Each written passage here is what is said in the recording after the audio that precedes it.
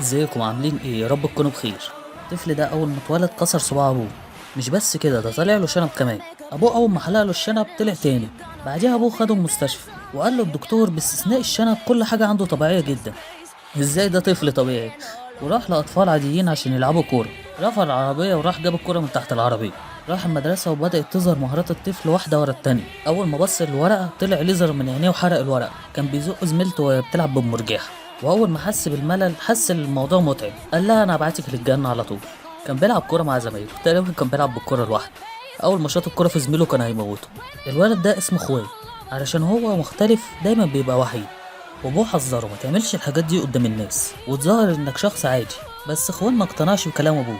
ولما قفل باب العربية طار العربية بابوه. وبطرفة عين خوان بقى عنده 9 سنين. ويوم عيد ميلاده مفيش أي حد من زمايله جه. وهو كان حزين جدا، حس بالوحدة حواليه. وفي عيد ميلاده خوان اتمنى نفسه يبقى شخص عادي. وفضل طبيعي لحد سن الرشد. بس لما كبر خوان، لما كان بيبقى متأخر عن الشغل كان بيستخدم سرعته الخارقة انه يروح الشركة. الرئيس كان عايز يشرب بيرة باردة. خوان خد نفس وفي ثانية جمد المية. واخوان مش معرف حد ان عنده القدرة دي. ومفيش حد يعرف ان اخوان مختلف عن الناس العاديين. والكل كان مفتكر انه عديم الفايدة. وفي اليوم ده اخوان جت صاحبته اللي عمل في شركته. هو بقى سعيد جدا وكان عايز يعزمها على وجبه. ما كانش متوقع انه يكون عشاء كويس. وبقى منزعج جدا من مجموعه رجال عصابات.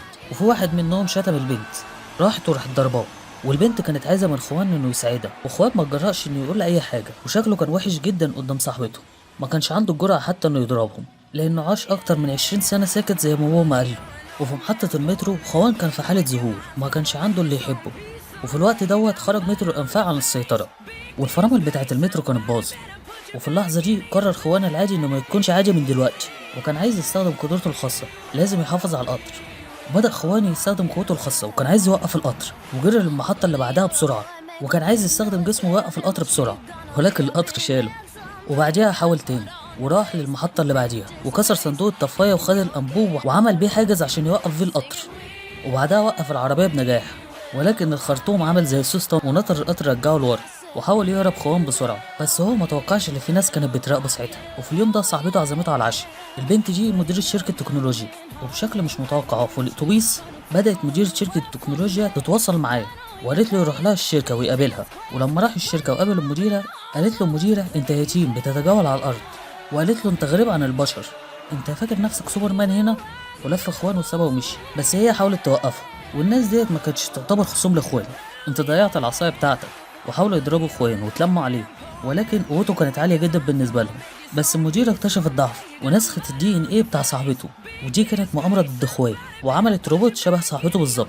وعلشان خوان يتاكد من هويته رجع لمسقط راسه وبدا يسال ابوه وامه هو انا يتيم؟ هو انا جاي من الكوكب تاني؟ وانا غريب عن الارض؟ قالوا له انت بتقول ايه؟ انت ابننا. بس مهما عملوا ما قدروش برضه يخفوا عنه الحقيقه. وودوه المستودع وشال القماشه عن السفينه الفضائيه وظهرت السفينه الفضائيه اللي كان جاي فيها اخويا. لما داس على الزرار ظهر راجل بدا يتكلم وشرح له كل حاجه. واتضح ان اخوان كان فضائي فعلا. وهو كان ابن لزوجين من النجوم. بس بسبب قدرته القويه لما اتولد تم استهدافه من قبل العصابه دي. ولحمايه ابنهم بعتوه لكوكب الارض. وزعيم العصابه بعت بنته عشان تطرد. وفي الطريق لكوكب الارض اتخبط المكوك بتاع اخوان في القمر الصناعي وانحرف عن المسار ووقع في اسبانيا. وقابل ابوه وامه وربوه لحد لما كبر. وبنت زعيم العصابة وقعت في الولايات المتحدة الأمريكية. بعد ما كبرت بقت رئيسة شركة تكنولوجيا. علشان كده عايزة تنتقم من خوات وتكمل المهمة اللي جت بسببها الأرض. وأمه لقت في المكوك الفضائي حتة قماش وعملت بدلة سوبرمان لابنها. والبدلة كانت عجباه وبدأ خوان يستخدم قوته. بس عشان أول مرة يطير وقع في المية وعدى المحيط الأطلسي من غير ما ياخد باله. بعد ما سأل الناس عرف طريقه للبيت. ولما روح جت حبيبته والبنت كانت نشيطة جدا وكانت هي كمان عندها قوة خارقة. واكتشف خوان اللي هي فيها حاجة مش طبيعية. دي طلعت إنسان آلي وبدأ يدافع عن نفسه وعن أبوه وأمه. ما كانش عارف يقطع التيشيرت حتى. وضربته البنت ببنيه وطار بعدها. المعركه كانت شرسه جدا وجات الام بتدافع عن ابنها. ولكن الانسان الآلي ده كان هيموتها. ولما شاف امه في حاله خطر رجع خوان وضربها. ولما راسها طارت اكتشف انها روبوت. وراح بسرعه لحبيبته واعترف لها بهويته انه سوبرمان. بس البنت ما صدقتوش ووراها بدله المعركه وكان عايز يطير عشان يثبت لها.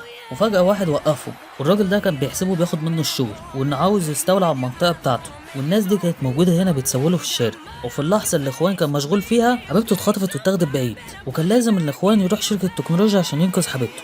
ولقى حبيبته ورئيسه في الشغل متكتفين. واول ما دخل من الباب داست رئيس شركه التكنولوجيا على زرار. بدا اخوان يتعرض لاشعاع وبدا يفقد قوته. بس عين الليزر كانت لسه شغاله. وعمل حفرة كبيرة في الحيطة، وهرب هو ورئيسه في الشغل وحبيبته. في الوقت ده جه رئيس العصابة الكاكو بالأرض علشان يقبض على اخوان، ولكن لما وصل ملقاش خوان وبدأ يزعق لبنته، ومكانش متوقع ان الاخوان يهرب. وكانت بنت زعيم العصابة حزينة جدا بسبب ان باظ عقلها، وشالت ابواب التنفس وقتلت ابوها، وقررت تدمير الارض، وساقت سفينة الفضاء وبدأت تدور على اخوان، وبدوسة واحدة اتحولت لروبوت عملاق في لحظة، وشافت اهله ورئيسه في الشغل، وكانت خلاص هتشفط حبيبته. اندفع اخوان وكسر ايد الروبوت، واخد نفس وحل الازمة بسهولة وجمد الروبوت، وزق الروبوت في الميه. وبعدها رجع بنت زعيم العصابه للنجوم، وفضل هو في الارض ورجع لحياته العاديه. وبكده ينتهي الفيلم. وفي النهايه ما تنسوش اللايك والاشتراك في القناه وشير كتير. مع السلامه.